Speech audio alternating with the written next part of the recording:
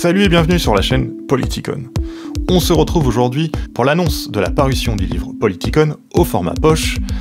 Et pour l'occasion, je vous propose une petite lecture façon livre audio de l'avant-propos et de l'introduction. C'est parti.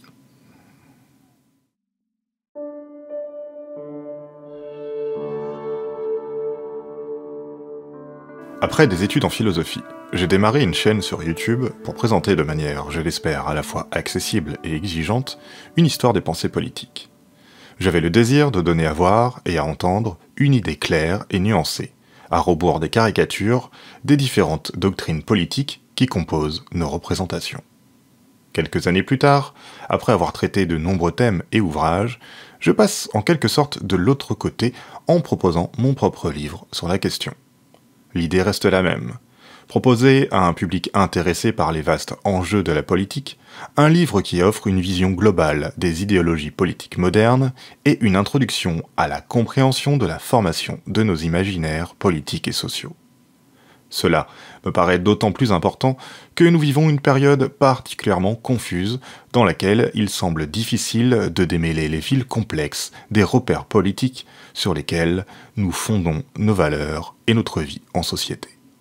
Afin de présenter une histoire synthétique des idéologies politiques modernes et occidentales, ce livre use d'une image qui peut aider au repérage. Elle n'est pas très originale, voire assez triviale, mais elle est féconde, c'est celle de la carte, et plus encore celle du chemin ou du tracé. Filons la métaphore. Nos conceptions politiques, nos représentations de ce qui est juste ou non pour organiser une société, sont le fruit d'évolutions historiques, sociales et intellectuelles. Nous y sommes plongés dès lors que nous commençons à parler, à échanger avec les autres, tout en suivant des règles, des normes. Nous sommes ainsi toujours immergés dans un monde de valeurs sociales et politiques. À notre époque, pour nous y retrouver, nous dépendons souvent d'une conceptualisation spatiale qui sépare ces valeurs en deux. Certaines sont placées à gauche, d'autres à droite.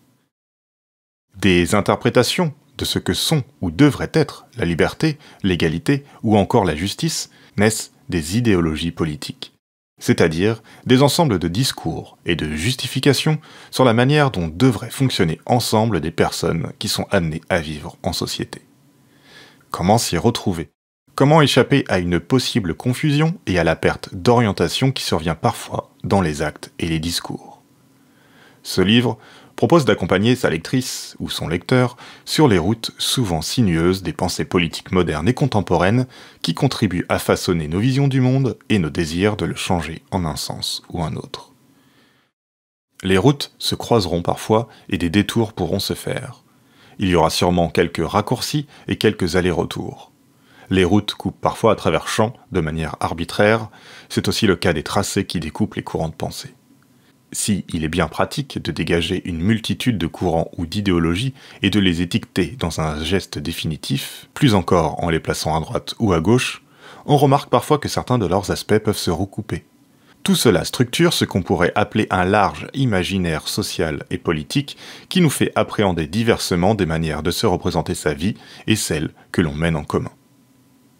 De par son sujet, cet ouvrage reprend nécessairement des thèmes déjà évoqués sur la chaîne YouTube, ils ont été toutefois largement remaniés et repensés dans ce nouveau cadre. Introduction, qu'est-ce que la politique? Comment comprendre des doctrines politiques sans s'interroger d'abord sur le sens même que l'on peut donner à ce mot, politique? Le mot est familier, presque évident, mais il recouvre une pluralité de sens que l'on va chercher à démêler et expliquer pour commencer. Dans politique, on entend le grec polis, qui signifie cité en grec ancien. Cette cité fait bien sûr référence à la communauté politique de la Grèce antique, comme Athènes ou Sparte. Elle peut fonctionner selon des règles établies par une constitution, une politeia. Ces mots ont ainsi formé le terme politikos, qui est devenu politicus en latin, puis politique en français. À partir de ces différentes étymologies, on comprend que la politique renvoie à la vie en société au sein de la cité, et de manière plus générale, de toute organisation ou institution. Une distinction est parfois faite entre la politique et le politique. D'un côté, politique, en tant que nom masculin, renvoie au domaine du politique dans un sens spatial. Il est cet espace commun public dans lequel émergent les délibérations et les décisions politiques qui concernent la vie commune, celle de la cité, de l'État ou de toute autre modalité d'organisation sociale. De l'autre côté, politique, en tant que nom féminin, fait référence à la manière dont est organisé cet espace, ainsi qu'aux actions qui s'y déroulent de manière concrète dans la vie publique en général. Cela peut désigner la pratique du pouvoir ou le champ social autour de la lutte pour son obtention, qui renvoie par exemple aujourd'hui aux élections, aux actions des hommes et des femmes politiques dans les médias et les partis.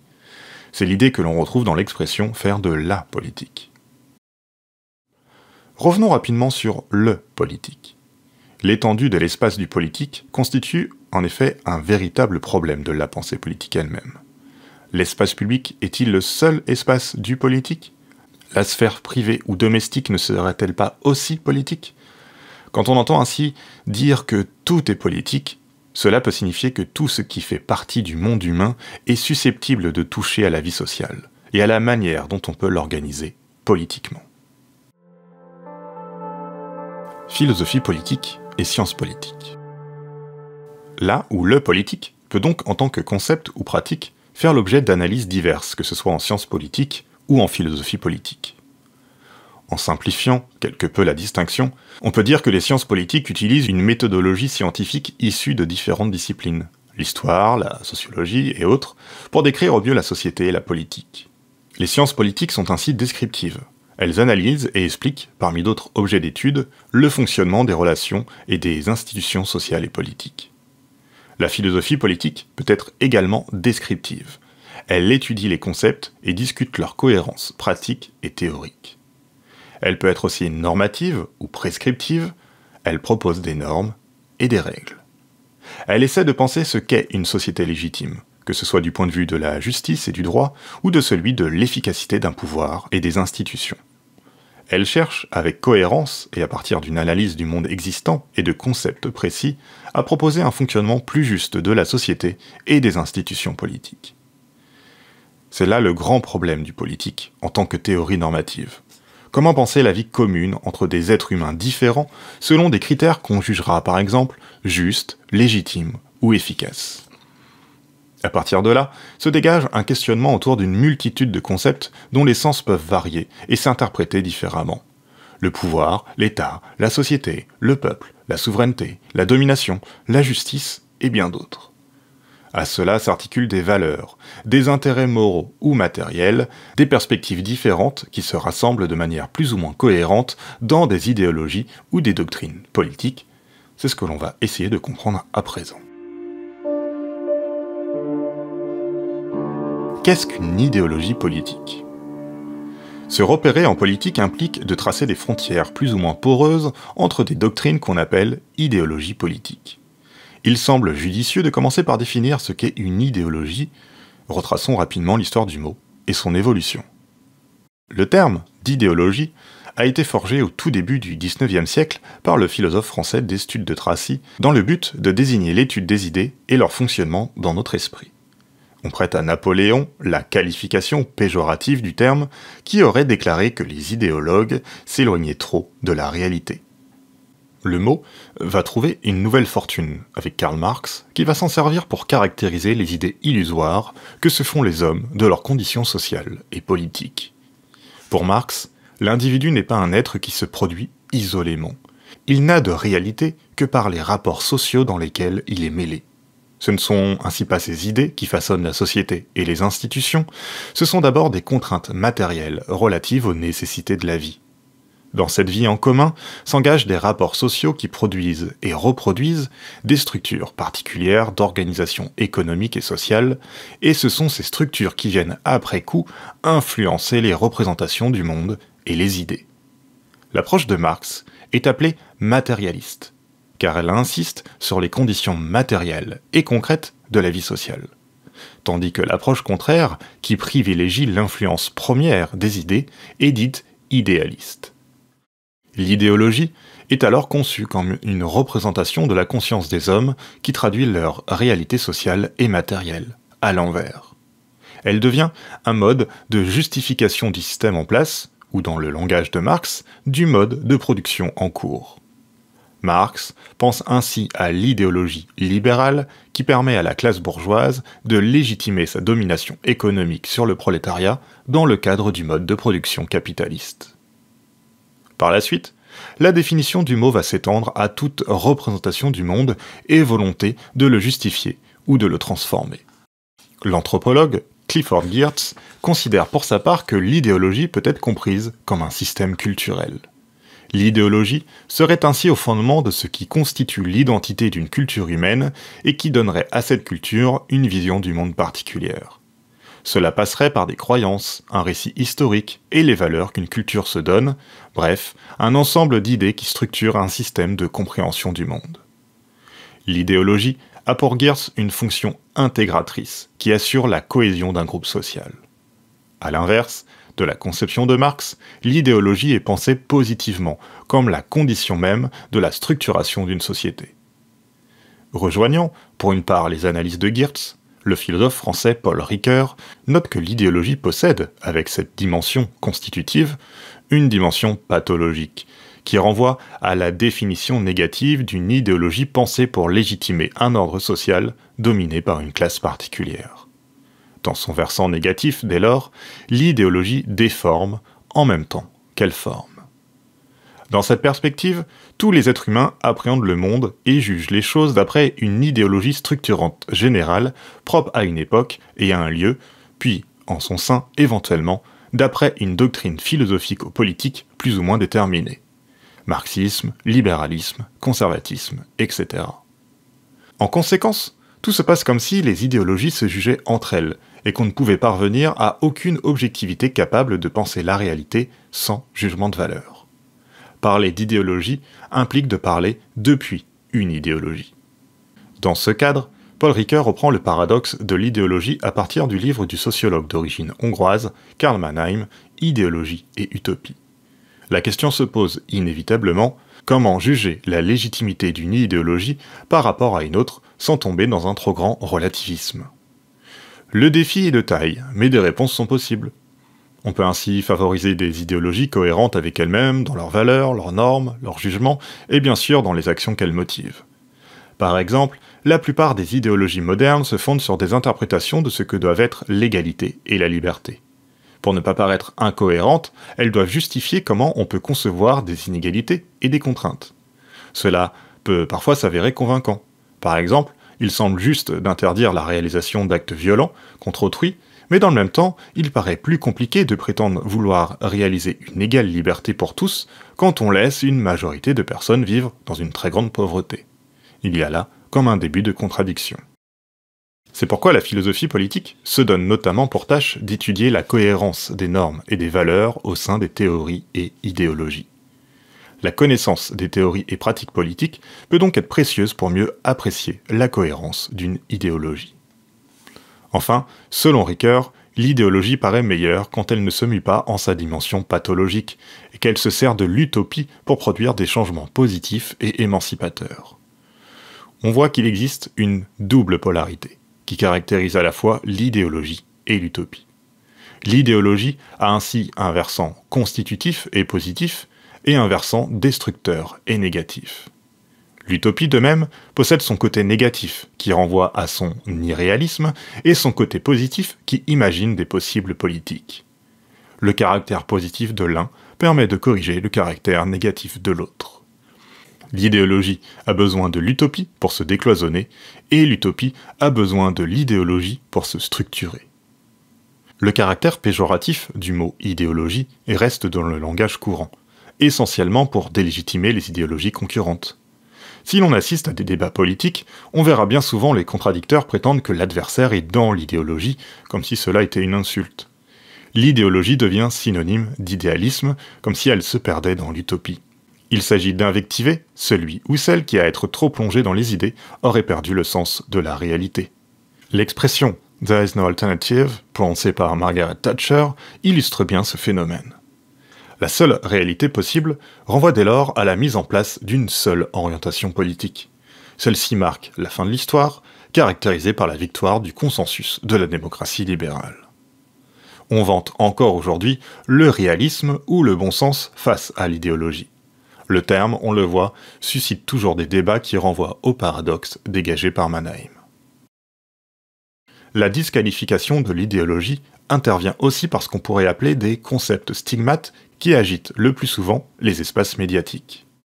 Le concept stigmate est peu pertinent d'un point de vue analytique. Il est peu clair quant à ce qu'il recouvre, mais il est efficace pour discréditer ou décrédibiliser, à travers des interprétations grossières et surtout des mouvements politiques ou moraux que l'on n'apprécie pas. Il peut faire référence à un grand nombre d'idées ou d'individus. De la sorte, on peut désigner quiconque par un tel concept afin de le déclarer inutile, illégitime ou dangereux. Toute étiquette idéologique peut, pour un adversaire, prendre la forme d'un concept stigmate. Il suffit de lui adosser une connotation péjorative qui dépend du contexte d'énonciation. Dans quel espace il est utilisé, par qui, dans quelle visée, etc. Dans l'histoire des idées, de nombreux termes déjà existants ont fait les frais de cette entreprise de stigmatisation. Démocratie a été ainsi associé un temps à anarchie, terme lui-même souvent connoté de manière dépréciative. Dernier concept stigmate en date et forgé dans ce but, le wokisme, nouvel avatar du politiquement correct, qui vise, dans un champ essentiellement médiatique, à déconsidérer un large pan des politiques progressistes aujourd'hui. Au-delà de ces usages polémiques, le terme idéologie peut être utilisé pour désigner des doctrines politiques diverses dans le champ intellectuel et social. Dans l'acception qui sera celle du présent ouvrage, et qui recouvre une acception courante dans les études politiques, une idéologie politique peut se définir à partir de deux dimensions qui se complètent et s'interpénètrent. Une manière de voir le monde, de lui donner du sens, et un désir de le changer ou de le justifier. Ces deux dimensions sont produites dans des contextes sociaux, culturels et historiques particuliers, à la fois par la diffusion d'un corpus intellectuel et militant, et par adhésion et interprétation auprès de parties plus ou moins larges de la population. Il y a toujours de l'idéologie en nous, dans ses versants à la fois négatifs et positifs, car nous agissons toujours en raison de valeurs et de normes diversement combinées ou hiérarchisées qui façonnent nos représentations sociales. Les idéologies sont constituées par et constituent en même temps des imaginaires sociaux, symboliques et politiques. Elles rassemblent, d'une part, des représentations plus ou moins fidèles de la société et du monde tels qu'ils sont, et d'autre part, des visions ou images d'un monde transformé et organisé selon des normes et valeurs. Quand l'entrepreneur Elon Musk nous fait part de ses désirs technologiques à même de bouleverser le monde, il projette dans nos petits écrans mentaux de l'idéologie et un imaginaire qui, selon notre position, seront plus ou moins désirables. De même, selon nos préférences politiques et notre connaissance de l'histoire politique et de la société, une idéologie comme celle du communisme ne nous évoquera pas les mêmes images. Quand ils sont mobilisés, ces imaginaires sont susceptibles de nous pousser à agir dans l'espoir de voir un jour des représentations s'incarner dans la réalité, ou au contraire de les concevoir comme révoquées, à tout jamais. Et le clivage gauche-droite. Si l'on pose que l'on peut classer les idées politiques au sein d'idéologies différentes, il existe un moyen plus simple et radical de se repérer en politique, c'est le clivage gauche-droite. Il nous permet, en simplifiant les choses, de tracer un trait et de placer d'un côté et de l'autre de cette ligne des idéologies. Socialisme à gauche, conservatisme à droite, libéralisme un peu au milieu, parmi d'autres exemples. De la même manière qu'on a pu prétendre assister à la fin des idéologies, l'existence du clivage gauche-droite est souvent remise en question depuis son apparition présumée au début de la Révolution française. Il est souvent dit que c'est lors de la Constituante de 1789 que les partisans du veto royal se sont placés à droite du président, tandis que ses détracteurs se sont portés à gauche. Cet ancrage spatial a évolué tout au long du XIXe siècle, pour aboutir à une distinction plus ferme et marquée au début du XXe siècle. Il constitue aujourd'hui l'une des catégories de notre imaginaire social par lequel nous appréhendons le monde politique. Comment définir aujourd'hui les termes de cette dichotomie ? Deux approches, l'une plus philosophique et l'autre davantage socio-historique, peuvent être mises en avant. La première est par exemple portée par le philosophe italien Norberto Bobbio. Il estime que la droite et la gauche sont exclusives l'une et l'autre, on est soit de gauche, soit de droite. De plus, toutes les idéologies peuvent être placées d'un côté ou de l'autre. Il cherche à définir l'essence immuable de ce que serait la gauche ou la droite, Le critère décisif est pour lui la préférence ou non que l'on accorde à la valeur de l'égalité. Une autre approche, plus historique et dynamique, rend davantage compte des processus sociaux et politiques, qui font des termes droite et gauche, des outils au contenu variable permettant de se situer face à des adversaires, de se distinguer et de se légitimer. Le clivage permet de placer sur la scène politique des idéologies concurrentes qui visent la direction de l'organisation de la société. La lutte sémantique, concernant le sens accordé à l'une de ces deux dimensions, ou qui concerne le fait même d'utiliser les termes du clivage, témoigne du caractère toujours conflictuel de la politique. En ce sens, le contenu substantiel que l'on donne au clivage s'est construit historiquement, avec des évolutions, à travers des luttes partisanes et sociales, et la promotion d'interprétations différentes de certaines valeurs comme l'égalité ou la liberté, mais aussi du clivage lui-même. Pour le politiste Christophe Ledigoll, il faut donc éviter de céder à une illusion rétrospective, qui viendrait plaquer le clivage et ses significations à des périodes de l'histoire où il était inexistant ou non aussi répandu qu'aujourd'hui. En amendant quelque peu la proposition philosophique de Bobbio, et en essayant d'englober les évolutions socio-historiques, on peut proposer un ensemble de définitions capables d'éclairer le repérage idéologique de notre modernité. Peut être dit de gauche, tout mouvement qui cherche une égalité entre les personnes. Elle est toujours inachevée, car il y a toujours une domination qui perdure ou des droits déclarés sans être véritablement mis en application, y compris chez des personnes qui se revendiquent ou sont placées comme étant à gauche. La gauche repose sur la recherche et l'approfondissement de l'égalité qui n'est pas nivellement ou disparition des différences en un sens strict, mais abolition des structures qui oppriment, exploitent ou dominent ceux ou celles qui présentent des différences minorisées. Bien sûr, les modalités de cette abolition peuvent varier suivant que l'on parle d'inégalité économique ou d'inégalité sociale fondée sur des discriminations sexistes, raciales, etc. Peut être dit de droite, tout mouvement qui revendique une inégalité naturelle ou une inégalité utile, et qui pense qu'il est bon que chacun soit à sa place pour préserver l'harmonie de la société. La droite se méfie de l'égalité. Elle veut conserver ou faire advenir tout ce qui se rapproche d'une hiérarchie naturelle ou sociale, fondée par exemple sur le mérite, les honneurs ou encore la filiation. Précisons qu'on est d'autant plus à gauche que l'égalité que l'on défend est concrète et non simplement formelle. C'est pourquoi on pourra distinguer, par exemple, un libéralisme plus à droite, qui défend des libertés formelles pour tous, et un libéralisme plutôt de gauche, qui s'attache à rendre ces libertés plus concrètes. D'un côté ou d'un autre, les connotations de termes tels que égalité ou hiérarchie ne sont évidemment pas les mêmes. À partir d'une certaine interprétation de valeurs et de normes, ce qui est vu comme positif dans un camp peut être considéré comme négatif dans l'autre. Cela peut également dépendre des représentations sociales d'une époque et d'un lieu déterminé. Le débat philosophique et politique porte dès lors sur les valeurs que chacun croit être les bonnes pour la vie en commun, celles du camp opposé étant jugées politiquement et moralement mauvaises, et sur les actions menées pour faire advenir une société qui se fonde sur ces valeurs. Le débat peut aussi porter sur les stratégies employées. On peut se demander par exemple si la violence peut être employée sans trahir les valeurs que l'on défend. Les termes gauche et droite sont donc tout autant des marqueurs sociaux et politiques, des outils stratégiques pouvant servir lors des élections par exemple, que des idéaux, atteignables ou non en fonction du contexte, qui régulent des actions en fonction de certaines normes et valeurs. Ce livre reprend ce clivage pour établir une cartographie des idéologies et permettre un repérage théorique et pratique. Il utilise pour ce faire un continuum, qui va de l'extrême gauche à l'extrême droite.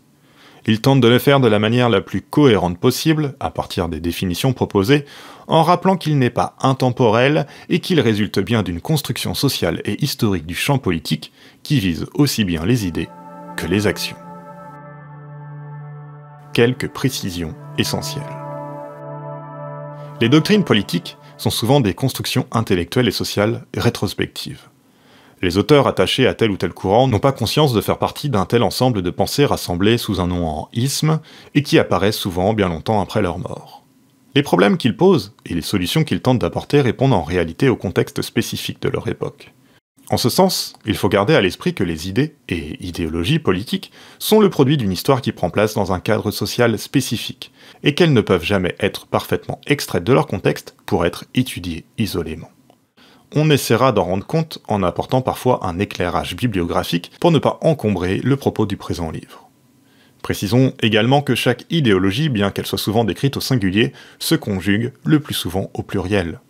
Le libéralisme, le socialisme ou encore le féminisme ne sont pas des doctrines homogènes, mais sont traversées par une multitude de courants parfois très opposés.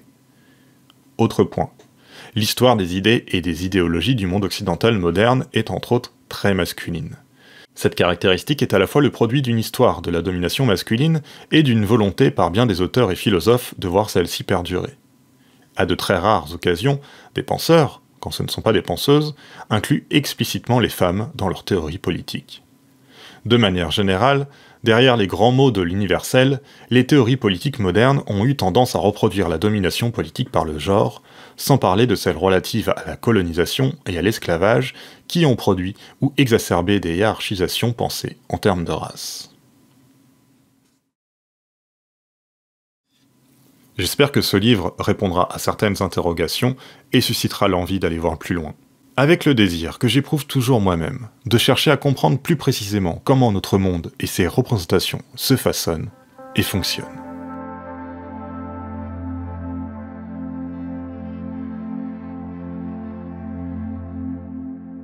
Voilà donc pour cette petite lecture de l'avant-propos et de l'introduction du livre Politikon, sous-titré Tout ce qu'il faut savoir sur les idéologies qui ont façonné notre monde. Ça vient donc de paraître en poche chez Nouveau Monde, et ben voilà, n'hésitez pas quoi. Allez, on se retrouve très vite pour un nouvel épisode sur la chaîne, et en attendant, comme d'habitude, portez-vous bien.